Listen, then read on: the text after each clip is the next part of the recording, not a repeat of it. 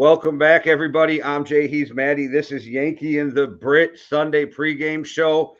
And you guys right now all wish you were part of our group chat about our fantasy league. I'm getting called out for making illegal moves, but actually they've blown up back in my face anyway, so it doesn't really matter, to be honest. But I think it's not helped by the fact that two people are doing it are both British. I think that might rub people up the wrong way. I think it's the fact that you guys tried some fucking crazy shit and just didn't ask the group first. Like, even if the group probably would have agreed, but now they're all like, wait, they're like fucking sharks to chum in the water. Like, so fucking dumb. Basically, I've tried to trade. Also, we should have a quick thing about this. I tried to trade for Kyler Murray for Jake Ferguson, but the guy who I was trading with had Kyler Murray on JR, but he already had on IR, but he already has two quarterbacks, so he can't move him off IR, and you can't trade from IR. Which the problem is you can't trade from IR. That's where I see the problem here. You can't trade a guy in the NFL who's on IR either. Yeah. Well, that's sad. But anyway, so what we tried to do is put them both into free agency and then pick them up without being total fucking idiots. Me being a total idiot and thinking, hang on, if you put them in free agency, you have to wait until everybody's had a chance to claim them. And I just totally messed up. And now I'm begging people not to take them and just to be nice and just be fair play. And I'll do. I love how you're like, and be fair play. It says the guy twisted the rules. It's not okay. Okay, it is a little. I get your argument but you can't say it's not twisted the rules because it is. It's twisting the rules in the same way that NFL owners twist the rules. That's what I'm doing. You know what the difference is? Oh well. You know what the difference is? It's the size of that bank account. Yeah. When you have that many zeros after your bank account, you can do pretty much anything you want in the world. I wonder how much I have to pay people off to not take Kyler Murray or Jake Ferguson. I think there's only two people you really have to worry about. I just don't want to call them out over the air. They know who they are. I'll message them. If they do take them, I'll message them and say, if they do take them, I'll message them and say, hey man, like, do you want to give them over and we'll see what happens. But anyway. But we'll let everybody know on the show. Maddie has this odd obsession with Kyler Murray for some fucking reason, who hasn't played. He's coming off a devastating injury.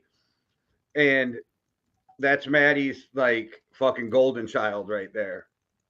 It's not my golden child, is it? I've been trying to trade for him for 2 weeks. Right. The funny thing is about this whole thing. Yeah, the funniest thing about this whole thing is we agreed on the exact same deal that I gave him last week, and he agreed to it today, which is quite funny. Like, sometimes you need to think that shit through. Hitman denied the same trade I sent him. Hitman comes to me 3 different times. Hey, let's trade for Pierce. So I send him a trade. He denies it. About a week later, let's trade for Pierce. I send him the same fucking trade. He denies it. Well, a week later, he's like, hey, let me trade for Pierce. I send him the same fucking trade, and then he does it. But the 2 times he didn't, Aaron Jones was on IR, was injured. Yeah. So he wouldn't trade him when he was injured. As soon as he's healthy, he's like, okay, I'll trade him.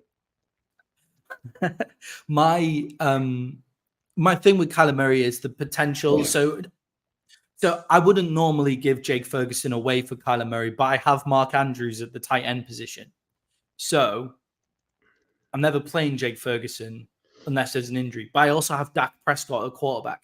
And Kyler Murray, due to his playing style, does have the potential to get 30 points a game. But if he doesn't do that, I still have Dak, who's going to be on a really easy run of fixtures now. So it's not that big of a deal. And I'm trading a guy that I would probably never play apart from week 13 when Mark Andrews is on a bye. But it's okay because it's all fucked up anyway. So it doesn't matter. Doesn't matter. This whole thing was, I did not understand what was going on. So dumb. So should just wait. Should just wait. Never mind. All right. Well, it is what it is. Yeah. So, Okay. what'd you think of Thursday's night's game, Maddie? What did you think of that fucking paint drying? I can't watch this fucking thing. Yeah, I was going to say not much. The only storyline that comes from it, I think, is Tyson Bagent, undrafted rookie, defeats the first overall pick in the draft. That's the only story, isn't it? But it's not really Bryce Young's fault. It's not really Tyson Bagent's fault. Like, is Bryce Young to blame for any of the Carolina Panthers' woes this year? Maybe, but we'll never know because the coaching is so bad. Like, we won't know this year, maybe. But I would blame the coaches before I blame a rookie, because also I would blame the coaches because I called out the coaching hire from the day one, I guess. So that kind of makes me feel like I can step up on a soapbox here, right? Like, and yeah, I don't think Frank Reich is the right guy at all. And he's not even calling plays anymore. So why the fuck is he there? Yeah, he was nothing like any of the other guys that they were trying to take up as well, because they were going for young, offensive-minded players, coaches like Callum Moore and those type of guys in the interview process, and then they picked Frank Reich.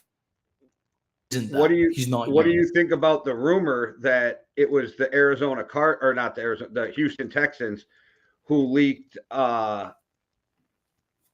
CJ Stroud scores and his to make sure that they don't pick him and different things to make sure Carolina goes with Bryce Young, and they still get CJ Stroud at number 2.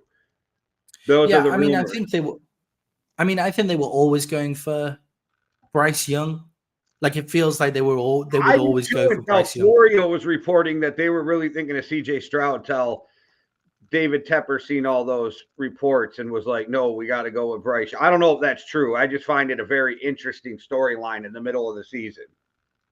Yeah, I think that particular test, I wouldn't ask anybody to ever take that test. If I was the agent of a player, I'd say don't take it, because it's a lose-lose situation. If you do well in it, everybody says, oh, it's not really a test that shows anything.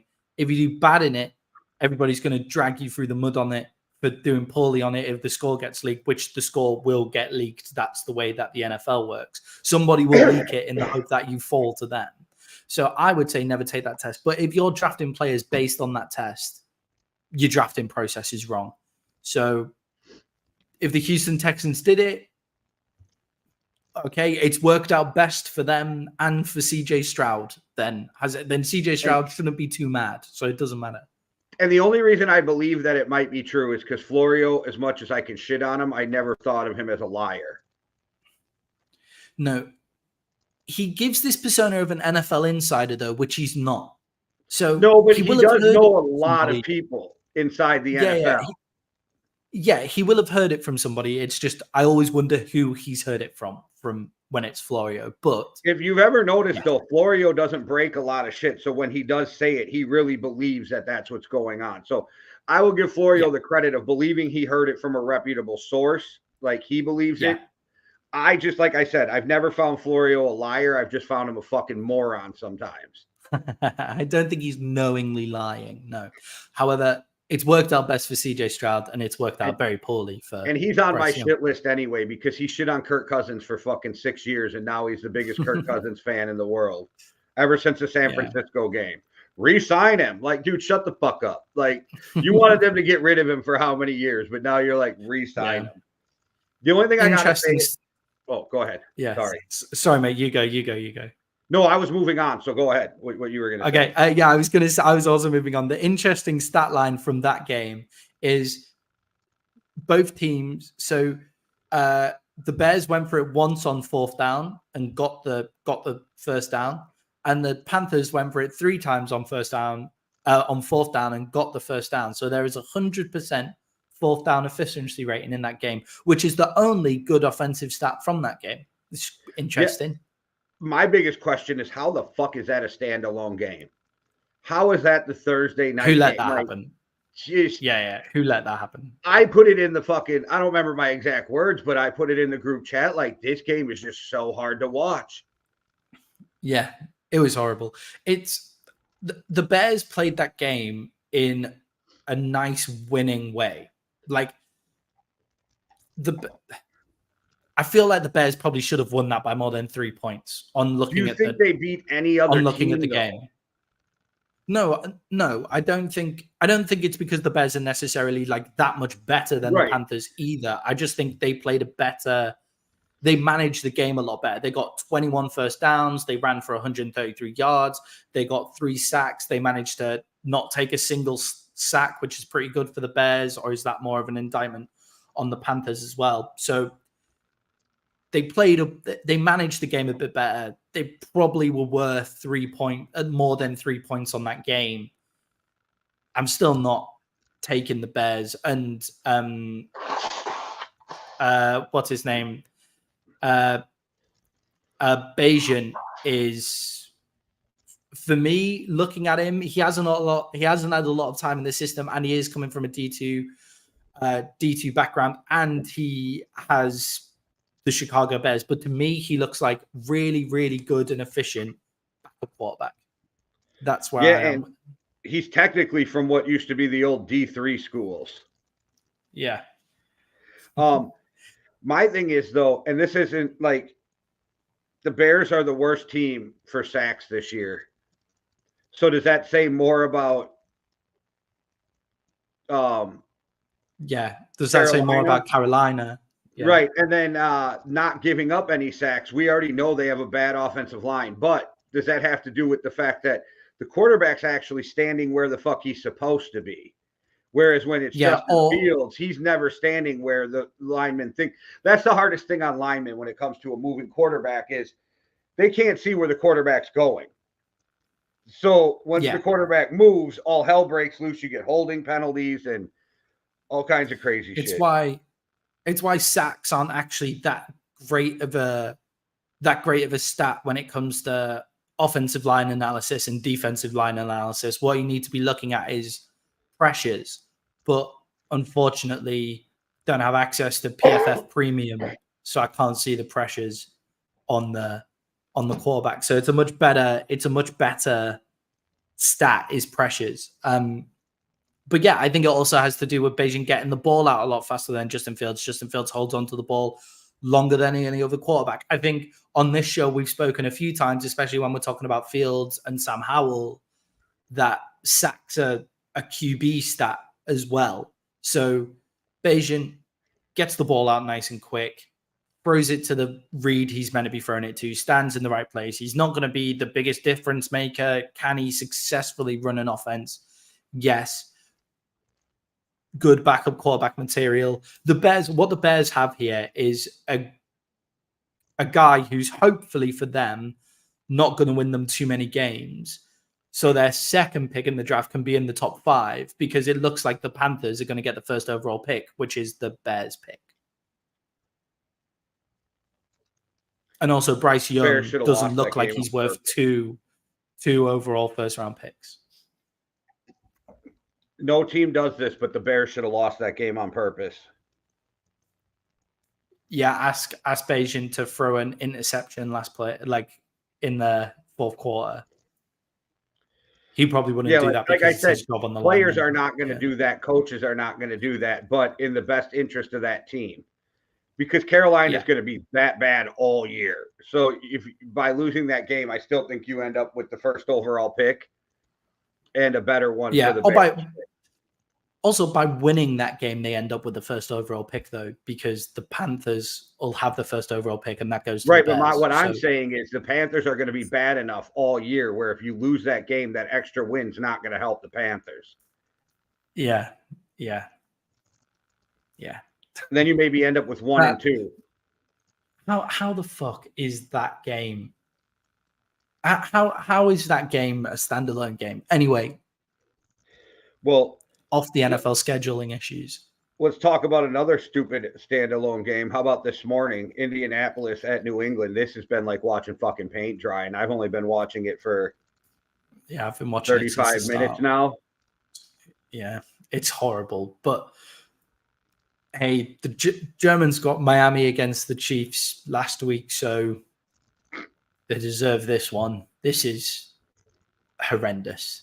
And it's horrendous because of some of the calls in terms of coaching calls as well have been really weird for me. So the first two drives that the Colts have, it's give it to Jonathan Taylor and he just walks it down the field for them. And obviously Bill Belichick's adjusted to that. Great. But then they've stopped giving the ball to Jonathan Taylor as regularly as then. And Taylor looked immense.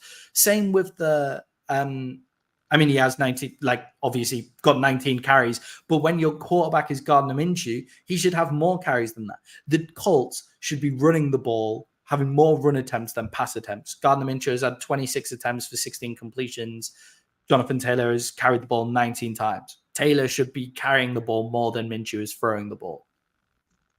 Yeah, well, welcome to the what the fuck is going on in the NFL. Yeah. And the Patriots, Ramondre Stevenson and Ezekiel Elliott are both averaging over 4 yards a carry, close to 5 yards a carry. But I mean, they have got 28 carries between them. And Zeke just broke off like a 20-yard run that got called back for a holding. Yeah. Zeke, do you know what?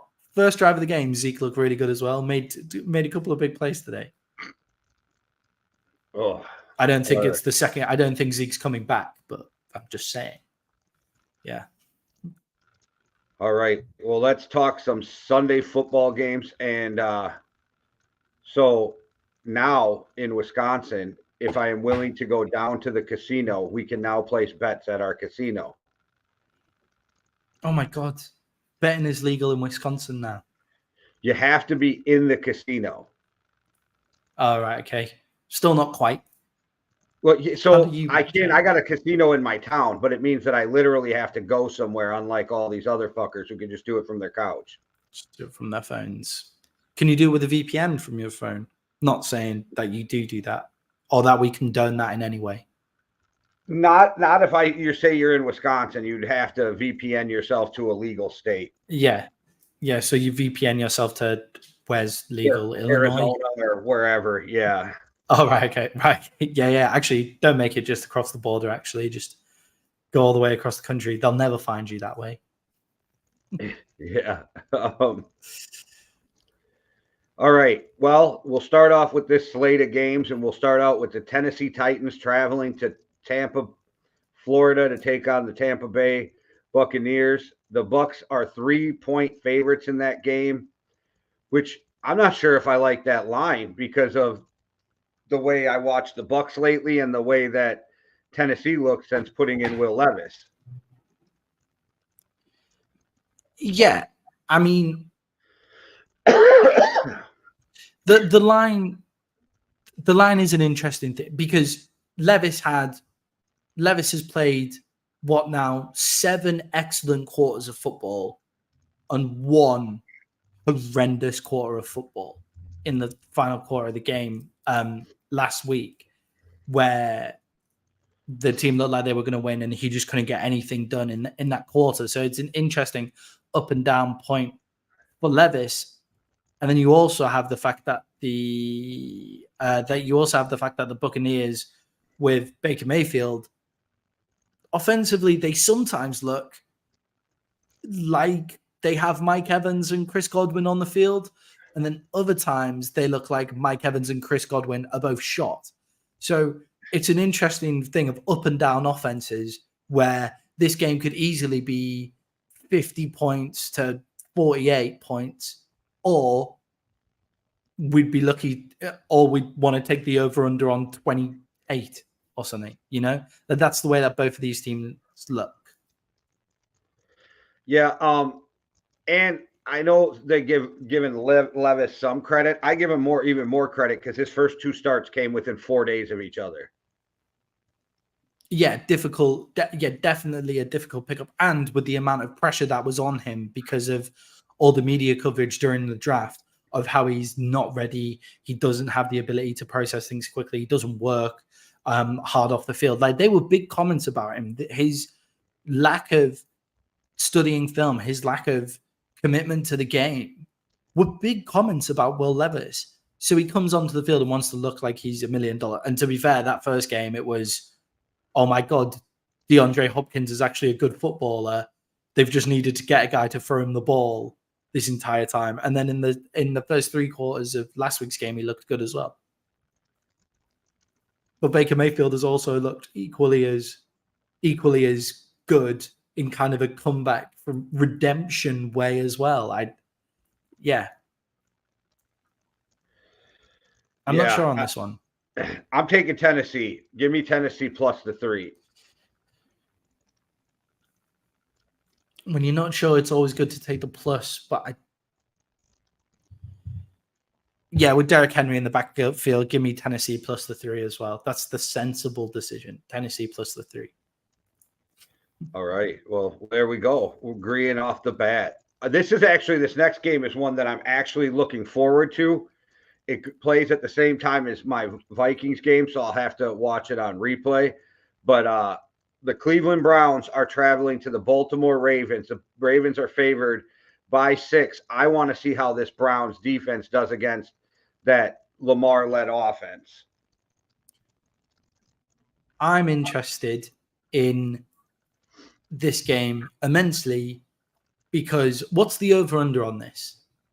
It is 38. Okay.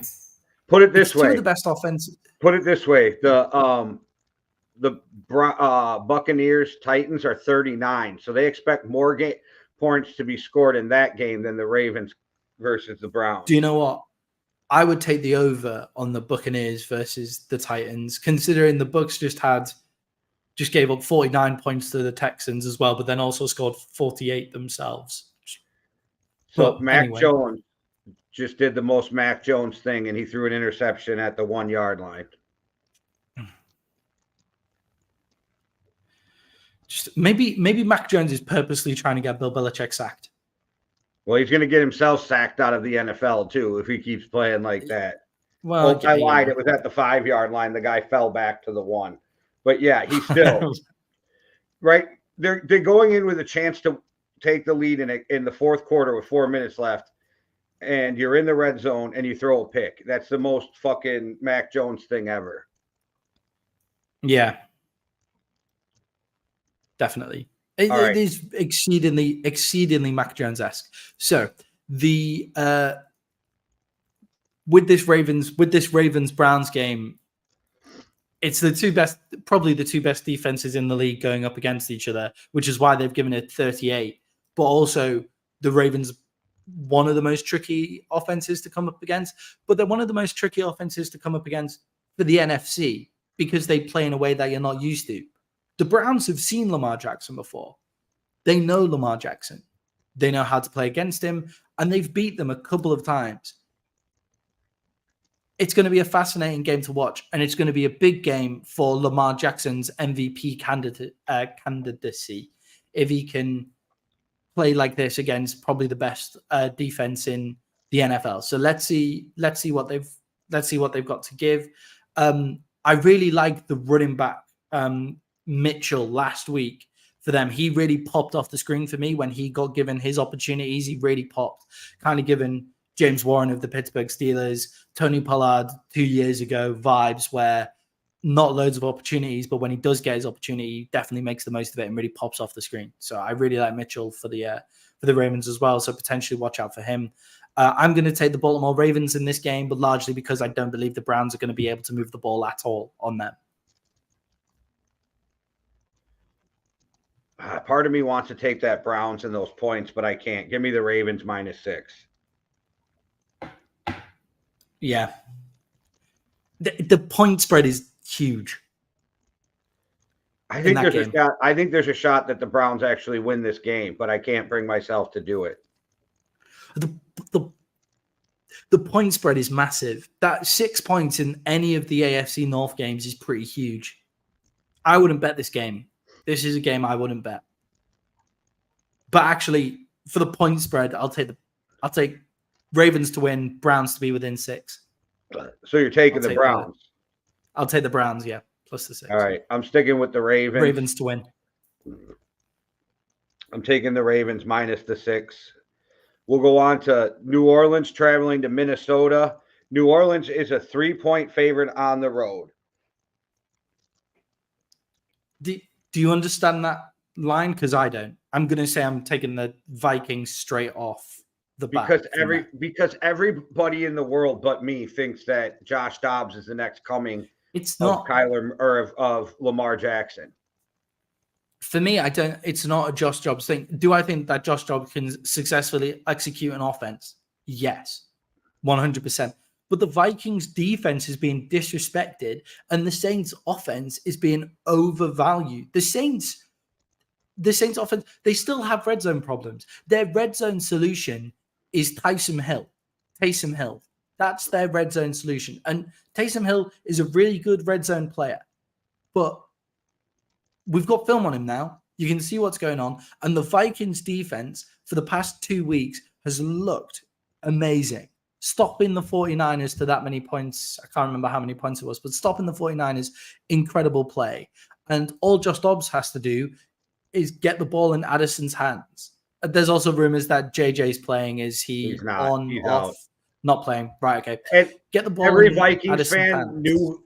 Anybody who listened to Kevin O'Connell this week knew he wasn't playing. Yeah. The media just hyped that up because it's his window to come back. Yeah, I would have been surprised if he was playing. There's rumors. I would have been surprised though. So Josh Dobbs just has to execute the offense. On the other side of that, though, the Saints are obviously a really good defense themselves. So we'll see what happens. It's just, I think it's going to be a closer game. And the fact that the Vikings are at home, a home dog by 3 points, I'm going to take the Vikings in that one. Well, I'm taking the Vikings, but it's just because it's the Vikings. Like, it seems like Vegas is the only one who agrees with me on Josh Dobbs, and I hope I'm completely wrong. But as the great Dennis Green once already said, if you want to crown him, crown him, because everybody seems to have crowned him. Yeah, I don't think you have to think that Josh Dobbs is Lamar Jackson to see a way to the Vikings beating the Saints. Like, the Saints offensively are not great. Like, they're pretty fucking poor. They had a terrible showing against the. Do you take if you need a quarterback? Do you take Derek Carr or Josh Dobbs? I take Derek Carr. Like, obviously, the Saints have the better quarterback, but their system, their offensive system, is not conducive to good red zone play. However, Alvin Kamara does also help that. So I wouldn't be don't get me wrong, not going to be surprised if the Saints win, but I do think that making the Vikings a 3-point dog at home is disrespectful to the Vikings' defensive capabilities. Yeah, I hope the Vikings win. I hope I'm completely wrong and Josh Dobbs is the next coming of the next great quarterback. They beat a really bad fucking offense in Atlanta with Dobbs. And it was one of those games where everything had to go right for them to win that game. Yeah.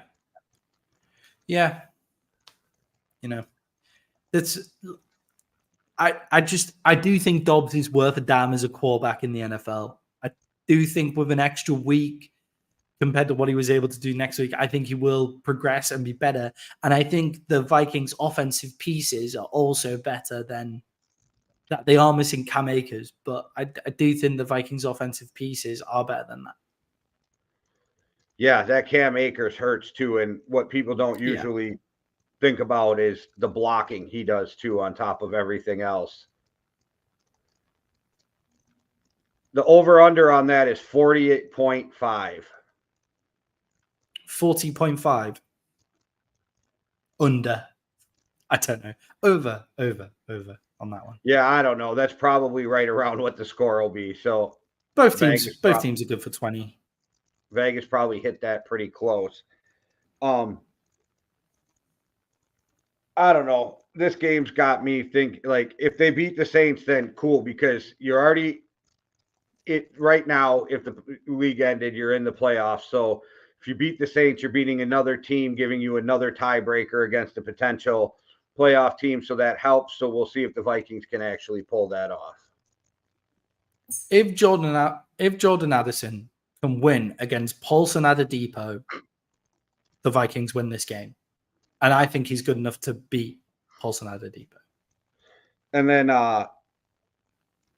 is KJ still out? Like, I know he was questionable going in, but I couldn't see him playing with that concussion. I'm looking right now on my fantasy team. I'm on the inactive list. KJ Osborne, inactive, yeah. Yeah, so, yeah, they don't even have other quarterbacks to... Brandon Powell, a wide receiver. He's the guy. Yeah. He's going to be your third option anyway. Huh? I don't think he's a number 2 receiver. No, I don't either. But I think when JJ comes back, you have JJ, Addison, and then Brandon Powell, third option. Like it a lot. Yeah, but none of that helps today is my argument. You know what I mean? No, you're so fucking right. It doesn't. But, let's see. I never thought I'd be going to bat for the Vikings. Well, let's talk about the Houston Texans, who have been looking good. CJ Stroud is a fucking baller against Cincinnati Bengals. The Bengals are favored by 5.5 in that game. Game of the week. Why is that not on a prime time spot? Move the Cowboys into the 6 o'clock window because they're playing this. It's the 6 o'clock window here. What is it for you? Is that the early window? The 3 o'clock game. Is the early window? No. The early window is the 12 o'clock game. Cool. So you move you move the Cowboys into the early window, and you move this into at least the late window, if not a primetime game. This is the game of the week. I'm interested to see if CJ Stroud is that guy. Like, I'm really interested to see if CJ Stroud can upset Cincinnati. I also really like their wide receiver room. I think Nico Collins being out does hurt them quite substantially. 5.5, did you say? It was 7 like 2 days ago. Yeah, it's 5.5. Bengals favored by 5.5.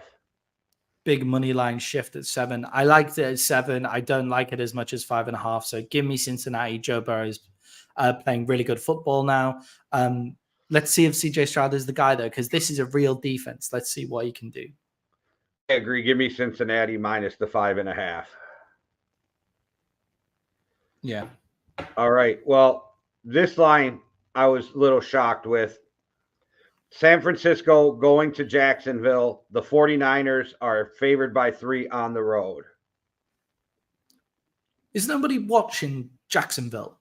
Do they just think this is Jacksonville of like 2014 when they were terrible and threatening to go 0-16 every single year?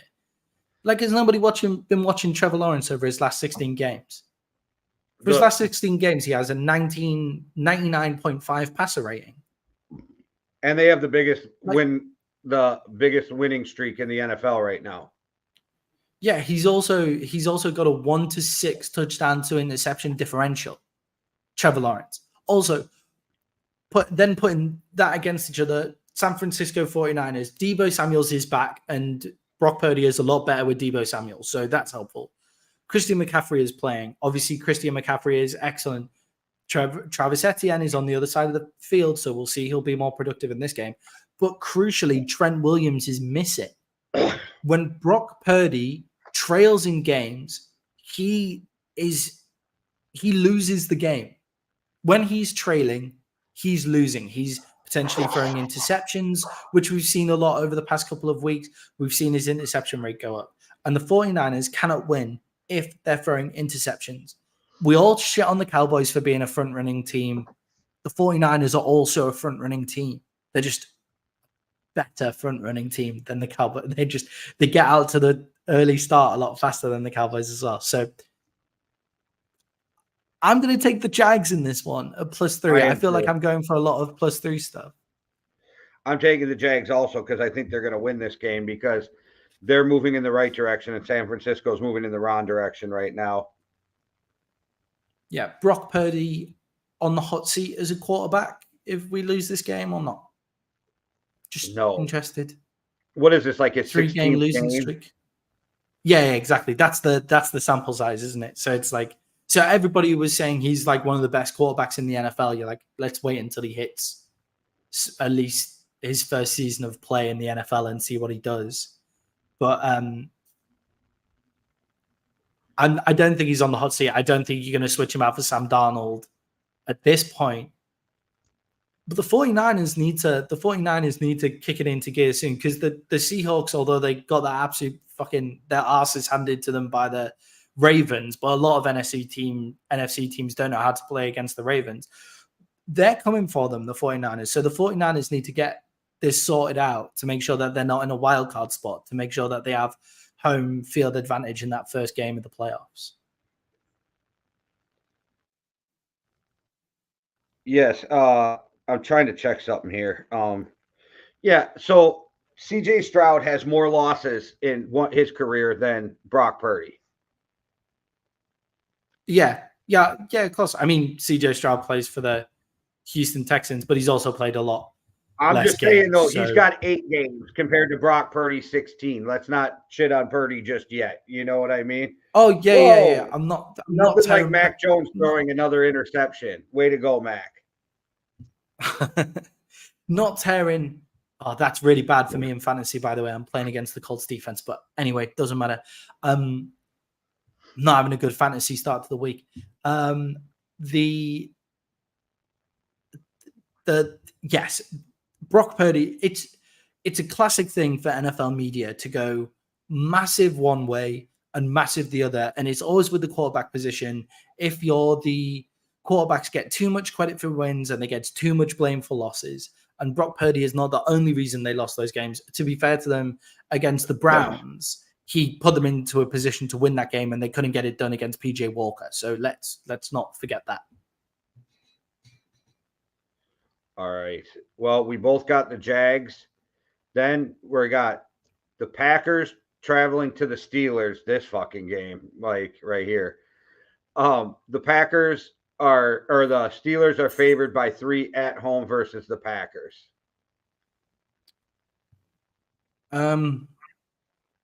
Yeah, like that's how I feel about this game. I mean, defensively, it could be quite an exciting game. I like defensive games, but I don't watch the NFL for that. You know, I watch the NFL to watch points being scored. Is it defense when plays? Is it really a defensive game if both offenses suck ass? Like both offenses are just terrible. Yeah. Hey, the more games the Steelers win, but score terrible amounts of points, the more likely Mike Tomlin is to keep his job while Matt Canada loses his. That's a good, fun way to look at it for the Steelers, because I'm a fan of Mike Tomlin. I don't think they'll ever sack Mike Tomlin. He can't sack him, really. But Matt Canada is, I'm going to say it again, his offense is terrible. I went and watched my brother at British universities. Like, this is terrible standards of football. British University, horrendous standard of football. Went to go watch that, and they're running more motion than the Pittsburgh Steelers. So just putting it out there again. All that being said, the Packers have nothing on that side of the ball. Jordan Love isn't the guy, and the Steelers' defense is legit. Whereas the Packers' defense is okay, but not, I wouldn't call it a legit defense. I'd say if they're playing against poor quarterback play, then they'll look all right. Give me the Steelers in this one. Yeah, give me the Steelers, but this is a game of both teams are fucking cheeks. You know what? I lied. Give me the Packers +3. I think they ride Aaron Jones to a victory. Both teams. The Steelers defense. No, the Steelers defense is living off reputation. Actually, when you look at the stats, they're also shit. So, yeah, I won't be watching this game. Let's just put it that way. Yeah, well, give me the Packers +3 because I think they ride Aaron Jones, but I'm not feeling too comfortable about that pick. I just physically can't take Jordan Love to win a game. But okay, yeah. All right. If it's a close game, you always take the plus points.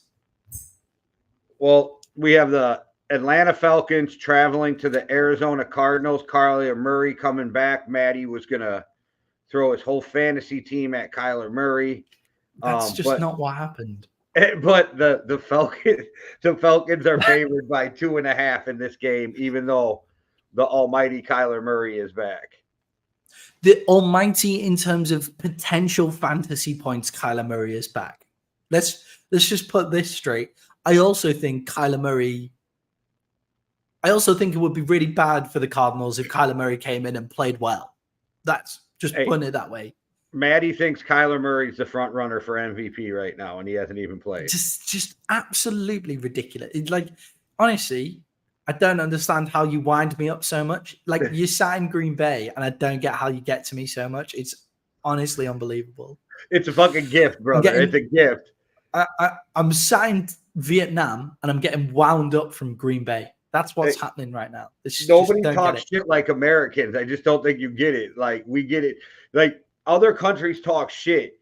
We find the things that like needle people and just dig. And see, I think British people could give you a run for your money, but just in a different way of talking shit. We're more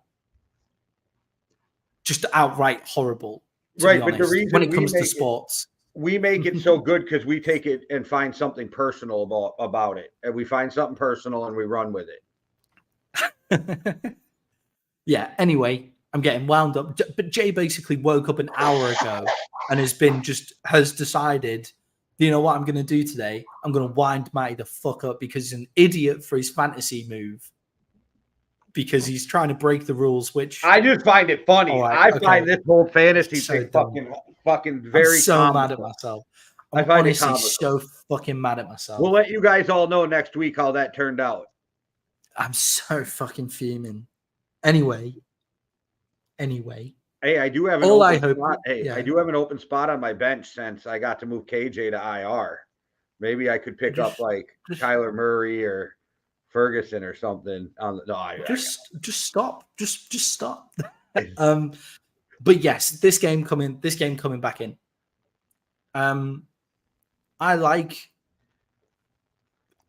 I think Kyler Murray adds a different dimension to the Cardinals. Do I think it's a winning dimension? No. Do I also agree he's probably going to take a few weeks to get into the swing of things coming off IR for such a long period of time? Yes, 100%.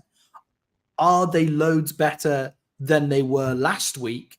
Yes, of course they were. They got shut out because of Toom playing that. And to be fair play to the kid for basically sacrificing himself to the god that is Myles Garrett so that Kyler Murray can survive to play this week. Because if Kyler Murray went back in that game, he'd be back on IR already. So good for them. The Falcons need to put the ball in the hands of Bijan Robinson. That's what they need to do this week. They need to say, all right, we've drafted this guy way too high in the draft because you shouldn't be taking running backs that high. But anyway, we've drafted this guy way too high. He's an incredible ball player. The last time they gave him more than 20 carries, he broke off for 170 total yards. Why aren't they giving him the ball? Arthur Smith basically runs his team to piss off fantasy owners, even though it would be better for him in playing time as well. I don't know. Bijan didn't look that great to me last week. Everybody is always like, hand it to Bijan or whatever. I think any decent defense can take your running back away. So then it leaves it down to, can Taylor Heineke get it done? I think against the Cardinals, I'm taking Taylor Heineke over Kyler Murray's first game back. So I'm taking Atlanta minus the 2.5 in this game. Yeah, I like Taylor Heineke in this game as well. I think Taylor Heineke is a good foil for Drake London and Carpet. A lot of stuff in the media saying, have the Falcons actually upgraded by dropping Desmond Ritter to the bench in place of Taylor Heineke? What do you think on that? I don't think either of them are the answer. So do whatever you want in Atlanta right now, because neither of them are the future of your team. Yeah, I think that's that's a fair point. I think Heineke's style of ball makes Drake London and Kyle Pitts look better, which is something that you need right now. If you're the Falcons, Give me the Falcons in this game. The Cardinals need to continue to play decent football and lose as many games as they can. All right. Well, we got the Detroit Lions going to the Los Angeles Chargers. The Lions are 2.5-point favorites. I don't know why they're not favored by more. Just give me the fucking Lions. Yeah, give me the Lions in this one. I think people are doubting. People still continue to doubt the Lions, and obviously they're getting their asses handed to them by the Ravens again, just like the Seahawks as well. That didn't help, obviously, in terms of doubting them. But again, Lamar Jackson is now 18-1 against NFC teams. So let's take that into perspective as well. David Montgomery's back to run the ball down the throat of the Chargers, and that's what you need to do against the Chargers. Give me the Lions in this one. Yeah, I hope the Lions lose, but I'm taking them. I think they'll win this game. We have the Washington Commanders traveling to the Seattle Seahawks. Seahawks are 6-point favorites at home. They did just come off of a hell of a game. I guess that's the way you'd put it. I don't think you can call it a game. I think the Seahawks are better than what they looked. I think you'll get a rebound by a Pete Carroll team. I think the Commanders are in a weird fucking spot. I think they already know that their coaching staff is gone after this year. So give me the Seahawks minus the 6. I think the Seahawks are the type of team that are going to dine on Sam Howell's particular style of play. With their pass rush and their secondary strength, I can see Witherspoon getting interceptions. I can see Woolen shutting down Scary Terry, and I can see their pass rush getting home to Sam Howell, who holds the ball at an average of 5 seconds a play, which is insanely long to hold on to the ball. So give me the Seahawks in this one.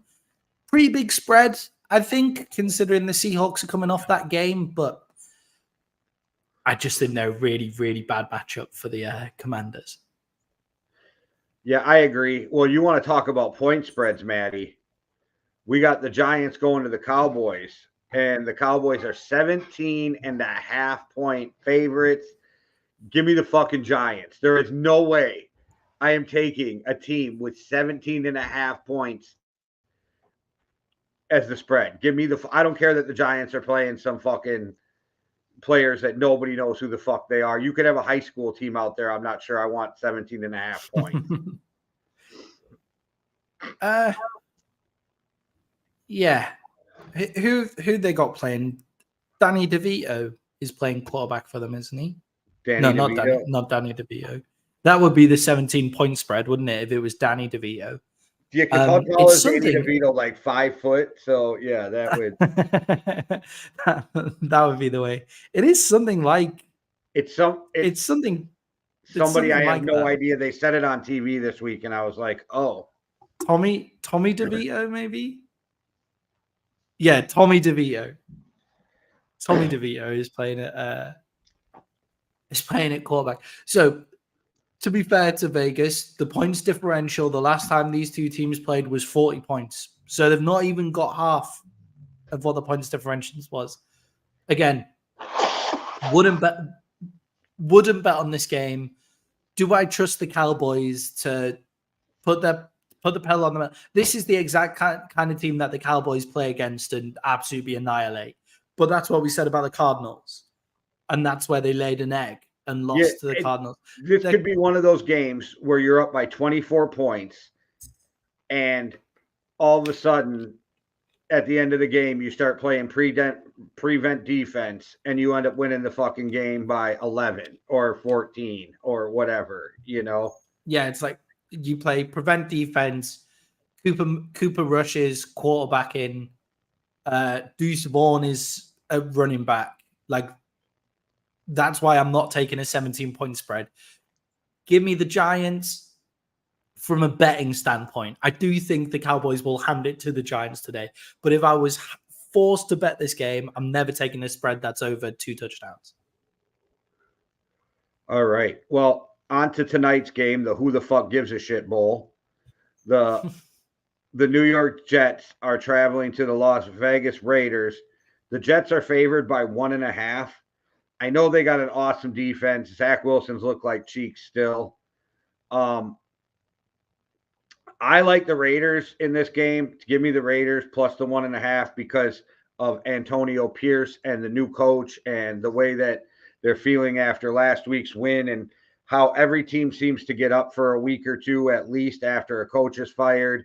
So give me the Raiders against a Jets team I just don't think can score points. Even the Raiders playing Aidan O'Connell and not Jimmy G. I think it's better. You think they're better with O'Connell than Yes. Jimmy G? Okay. Jimmy G. Yeah, I'm going to be perfectly honest with you, man. I've barely watched any of the Raiders this year because they're just not an interesting football team at all. They're always interesting to watch an implosion. So I haven't seen a lot of Aidan O'Connell. But I have seen a decent amount of this Jets defense, and this Jets defense is awesome. Like an incredible, incredible defense. And with Breece Hall in the backfield, they always have the opportunity to have a good run game. As well. Do you know Dalvin Cook has got the least yards per carry in the NFL this year? 2.8 yards a carry or something like that. Yeah, he's pissed off. He doesn't want to be in New York anymore. It's not his fault that they're getting shit yards. He's getting shit yards a carry. Yards a carry is his stat. But well, it is his fault for deciding to take less money to go somewhere else than what the Vikings offered him. So take your little $3 million from the Jets that you're going to get this year because you're not hitting any of the incentives when you could have made $8 million with the Vikings, but you chose to be prideful. So move around, sit on the bench, and watch Breece Hall. Yeah. No, I'm not bitter at all. No, not bitter at all. He'd be starting for the Vikings. He'd be starting for the Vikings right now as well. That's the other part of it. Okay. Yeah. So I think that Jets defense is way too good for the Raiders offense. I do like the new coach in Vegas. I went to go say Oakland, and then I went to go say LA, and I was just all over the place. Vegas. I just don't see that defense giving up the win to this Raiders offense, to be perfectly honest. So give me the Jets in this game. Oh, look at you. All right. And then they end the week with an amazing Monday night game. I don't know why the fuck this game is on Monday night either. The Denver Broncos travel to the Buffalo Bills. Bills favored by 7. I would be shocked if the Bills won this by anything less than 14. So just give me the Bills.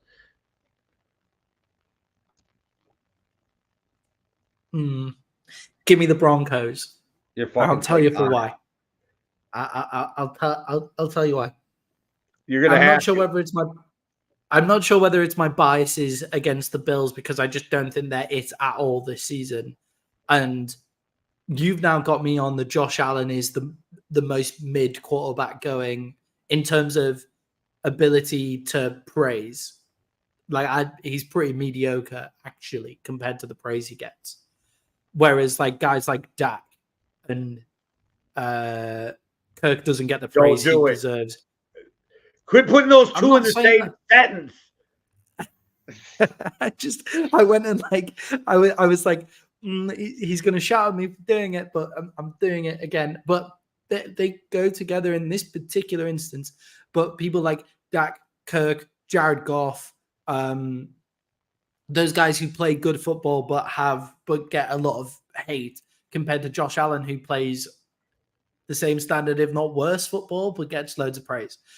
The Broncos have looked decent defensively since getting their asses handed to them and giving up 70 points against the Dolphins. They gave up 9 points against the Chiefs, 17 against the Packers. That's obviously the Packers. They then gave up 19 against the Chiefs again, 31 against the Jets, and 28 against the Bears. That's in that realm of there. So since giving up 31 to the Jets, they've given up 19, 19, and 9. 19, 17, and 9, including 2 games against Patrick Mahomes and the Chiefs. So defensively, they're a good team now. Their defense has turned the corner. And all Russell Wilson needs to do is just not throw picks, but that's easier said than done. Also, the Bills have so many injuries on the defensive side of the ball that the Bills' defense is not the same as when defense they started the season with. So many injuries on that side of the ball. Give me the Broncos. I'm obviously going to take it plus the 7, but I'm going to say they're going to win that game as well. Oh, you don't want to be crazy. That money line's got to be fucking crazy money too. I mean, I'd be tempted. Where is that? Dude, it's plus 250 on the money line. So how much do I win if I bet £1 or $1? 250. 250. I'm putting a bet on that right now. I'm going out and I'm putting a bet on the Broncos to win. That's great odds. That's great odds. For every 100 you bet, you get $250.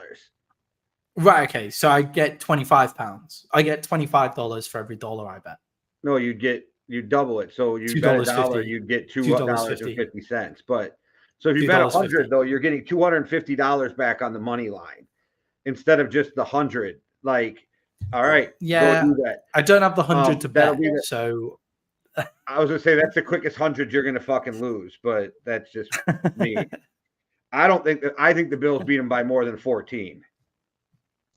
That's a cool game of.